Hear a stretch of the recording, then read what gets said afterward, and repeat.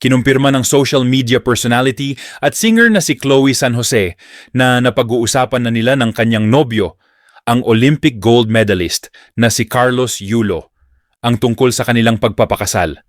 Sa isang panayam, ibinahagi ni Chloe na bagamat excited sila sa posibilidad ng kasal, nais muna nilang panatilihing pribado ang mga detalye ng kanilang plano.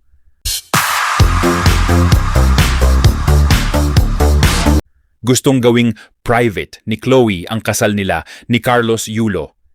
Ibinalita mismo ng social media personality na si Chloe na certified singer na rin ngayon, na totoong napag-uusapan na nila ni Carlos Yulo ang pagpapakasal.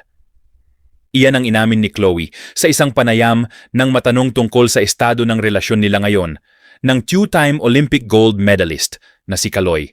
Napag-usapan muli ang love story ng celebrity couple dahil sa nilaunch na debut EP ni Chloe na may titulong Chloe Angeline, For Real, mula sa Star Pop under Star Music. Ilan sa mga track sa EP ng dalaga ay mga love song, kabilang na ang isinulat ng hitmaker na si Rock Santos, na ayon mismo kay Chloe ay inspired by her real-life romance with Carlos. Ang magkasintahan ay 5 taon nang magkarelasyon. Nagsimula noong 2020 matapos mag-message si Chloe kay Carlos sa Twitter. Sa kabila ng ilang kontrobersya na kinaharap nila, kabilang ang hindi pagkakaunawaan sa pamilya ni Carlos, nananatiling matatag ang kanilang pagsasama. Sa ngayon, wala pang tiyak na petsa o detalye tungkol sa kanilang kasal, ngunit inaasahan ng kanilang mga tagahanga na sa tamang panahon ay ibabahagi rin nila ito sa publiko. Marami ang umaasa na sa kasalan din mauuwi ang kanilang pagmamahalan.